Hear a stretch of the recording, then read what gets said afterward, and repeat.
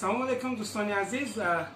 اینک 3 روز پیش ما یک آزمون یک شرط پیشنهاد کرده بودیم در کانال منتشر بودیم. گفتیم کسی اگر جواب درست رو اگر بیان سازد ما با اون کس تحفه میدیم.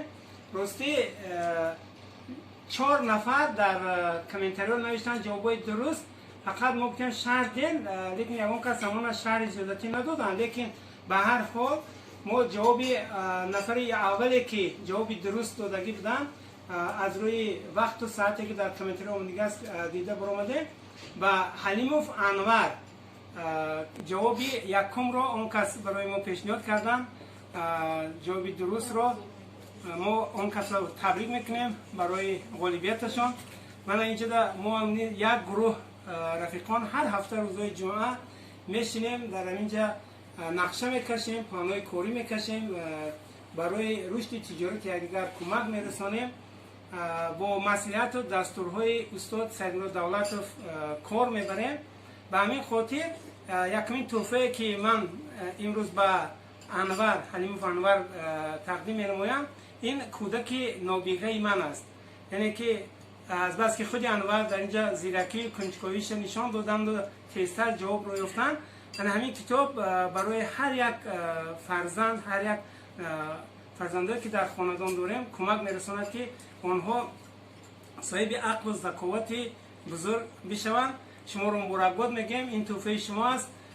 اگر شما در روسیه باشید میتونید در جمهوری تاجیکستان شخصا در یوان اگر چنبیدم باشد فرقش نیست، نمیرتید زنگ زنن آمده تحفه شما از دست من شما میتونید گیرید. این تحفه شما است، شما رو تبریک میکنیم و به شرط دیگر میگذاریم. یک شرط اینجا که برای فکر کردن و یافتنتون خوب میشد که اینجا جواب ها با طریق آوازی پیشنهاد شوند خوبتر است. بازی کمی شوق‌آورتر است، فکر زیاد کردن هم برای وای ضرور است. نقصتر فکر کردن تونه جوابای خدا شرط دیدن نویسید.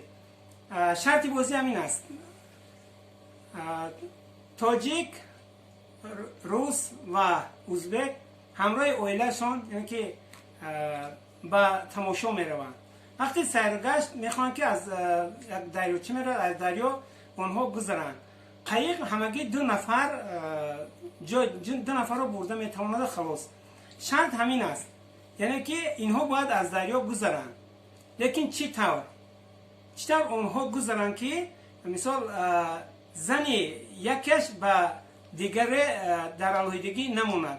مثال اگر ساده تر کرده گپ زنیم، شما طور اینها رو گذرانید که یعنی که زنی یکی از آنها با مردهای دیگر در دیگر طرف ساحل در تنهایی نماند.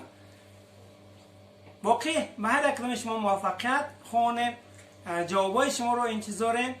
کمی بینیم که این 3 نفر رو همراه اویلشان به طور درست از دریا میگذرانند. سلامت باشید.